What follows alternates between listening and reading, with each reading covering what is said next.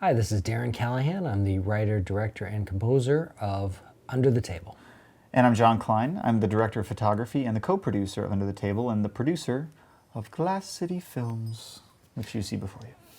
I met John through the filmmaking scene, and I saw a couple of his features. I was super impressed with them. He knew of me, and we decided to work on this project together. I knew of you in a great way, too. So Good. it was, that we had heard good things about each other. Good. We loved the way this movie started out, starting in that white and revealing the table and pulling back this way. Maybe you can talk about the influence of this a little bit.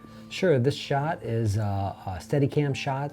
It was, some people think it's an effect, but it's actually everyone just sitting very, very still. And if you look closely, you can see them blink, you can see the bartender play with the glass. This is from an idea that was in Dario Argento's Deep Red, a thriller from 1975. And he uses his actors in unusual background ways, and I wanted to ape it for a grandiose beginning.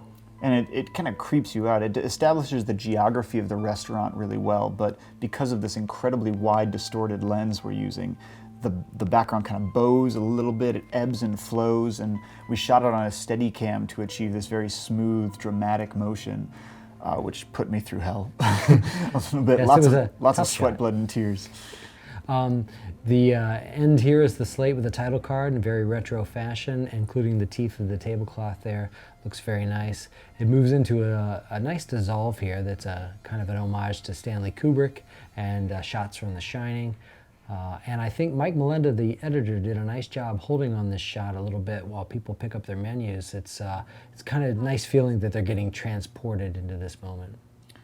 And with the visual elements here, we have these very widescreen compositions. We wanted to go with this anamorphic Stanley Kubrick look again, with the anamorphic flares in the background, which we actually had to add later in post-production because anamorphic lenses are considerably more expensive than our budget would allow. But we like this sort of claustrophobic, cinematic feel that the anamorphic compositions give us.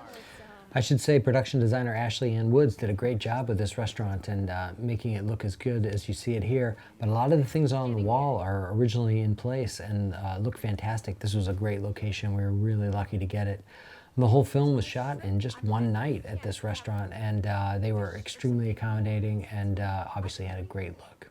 You know, a lot of our production design, our cinematography, all these elements were basically adding to and enhancing what was already there, which was really exciting for us.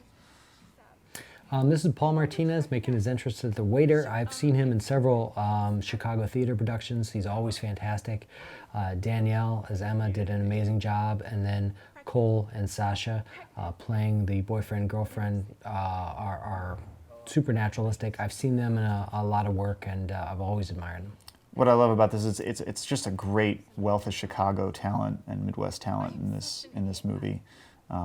That's kind of what we're about with Glass City Films. Cole is the artistic director of Glass City Films as well, and really shines in this role. Just the little tweaks in the eyebrows. He's just very subtle and his comic timing really works. Yes, he was great.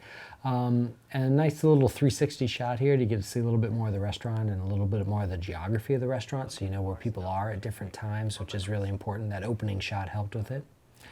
I should mention Stefan Staburl, the costume designer, did a great job with an individual look on everyone. Obviously the tie is fantastic, and when it's later bloodied, it's very nice. But yeah, you mentioned geography, which I think is really important here. You establish where the patron is, you establish where the bartender and the host are earlier, that long, wide shot. Just keeps you in the movie and really establishes where people are so that when the shit hits the fan, it's easier for us to stay with the movie and not be distracted by where did that character come from? Who is that person? It's a very small cast, and it really aids to it. This actually originated as a piece for theater that was written on a dare by somebody at a local festival, and I wrote it in about the time it takes to watch it. But when it played, it killed. It killed. So I decided this might be an interesting short. And a quick mention before he gets pulled under the table, the sound that happens just beforehand when he first starts realizing that there's something under there, this kind of menacing, almost like echo, like he can't really, we sort of lose some of the peripheral sound as we get in his head and get that ominous sense of dread. And as he worries about what's under there. Yes, Matt Oliva did a great job with the sound, and that was a choice we talked about, and he executed flawlessly. Here, when he goes under the table, it's a really interesting effect. Scott Cummins, who was the stunt coordinator for it, did a great job executing what my vision was for it. He's actually sitting on a skateboard, so he goes really smoothly under the table, which looks slightly surreal, and it's a really hard stunt. He did it many, many times, and he always did it perfectly. And so what was important to us visually was to have these 3 different stages where at the beginning there are these very static widescreen compositions, and then in the second half up to when he gets eaten right here, there's kind of a Steadicam floaty atmosphere. So we kind of get inside the actors' heads, the characters' heads I should say. That's kind of how the eye sees, and transitioning finally to this, which is more of a handheld oh crap, what's going to happen next kind of visual. Nice stinger here with the arm. Always like the stingers of horror movies. Here's a nice arm shot here. Cirque du Face Effects did a great job with limited budget, pulling off great effects. That arm looked fantastic. I should note here that Sasha gets blood on her mouth in that shot. That was the only take we had of that shot due to the speed of shooting it, and the blood splattered in a really unique way, so we had to touch that up all night long, and it looks great. And here he comes. This is Brian Amadei. He's another actor I've admired here locally. Always makes really great, really big choices, including that line. It always gives me a smile. I just needed somebody physically big, and I needed somebody who would play well against the naturalism of the others. Sasha has a nice moment here, coming in. Her eyes are fantastic in this shot. Her eyes are fantastic pretty much all the time. Yeah. This is true. And then we lead into this moment with the knife, which is one of my more fantastic moments. The knife and the pen. Yes, that was something the two of them came up with, actually. The pen, the knife was in the script. And then we made a conscious decision here to have this long Steadicam shot that tracks with the waiter as he goes to the kitchen, the actual kitchen at the restaurant, and the reveal of the Halloween knife.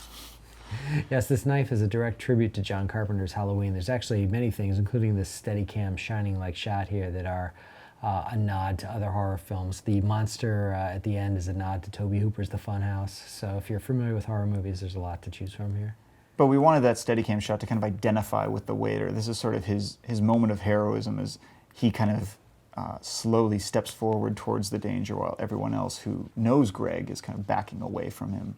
And we wanted that shot to kind of cement that in the audience's mind. I should tell you this noisy music cue here is actually a nod to Goblin. I like how Goblin would compose Italian film scores and be extremely noisy even when nothing was going on. We like our references here. Obscure and well-known. Sarah Grant here was a great local actor. I saw her in a very small part where she just killed, so I really look forward to working with her on this, and she delivers in the few moments she appears. And you can see here these kind of compositions, the knife sliding under here as well. We like to give everybody their windows, and a lot of this was developed in the storyboards that our storyboard artists. Nick Getling did a great job giving us a guiding storyboard. He's all in pieces. Did you see that? The monster grab here is interesting. We did have a great looking hand from Cirque du Face Effects. This moment we chose from a couple of takes where you couldn't really see the arm, so we didn't really invest in that effect all that much. But it's so great. Is that a tongue? Is that a hand? And Paul sells it really nicely here with the pole. No one is helping him. And then the quarantine shot under the table looks great. And then everyone, of course, gets doused in blood, because how else would a movie like this really end? Yes, we didn't kill all the ladies, which is a sign of kindness here. We only ate the guys. So Brian got off light. Brian didn't even get blood on him. So and then we got some nice B-roll shots afterwards while we were setting up for another shot, just to establish just how mangled and bloody they wound up getting. And then this nice static shot to end it, which shows you the aftermath and directly mirrors the opening static shot as well. And then we're done. Couple things, this music cue, there's 5 notes because there's 5 main featured actors in there. I just wanted something memorable that was short, same melody as the opening credits. And this background is direct riff on Dawn of the Dead from 1978, the opening carpet shot credits, if you're familiar with that film. And I'd just like to note how many people it takes to make a 10-minute movie in one day. No kidding. And everyone was fantastic. It was really great. Everybody at the restaurant was great. Everybody who participated in the shoot, everyone who was on camera and behind camera, I couldn't be more pleased. Yeah, I mean, it really does take a village to raise a child in this sense. And I mean, we had so many donations from people in terms of gear, in terms of the location, and just, you know, like, we make it sound like it was this amazingly fun journey, and it was. It was also incredibly difficult, but without all these people, we couldn't have done what we did, and in the time that we had to do it. Limitation, as I said, kind of breeds creativity, and that really was true in our case. So we're really thankful for all of these people and everything they gave us.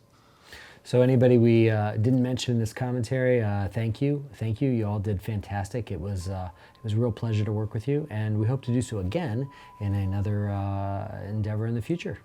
So goodbye from Glass City Films and from Darren, and we'll see you next time.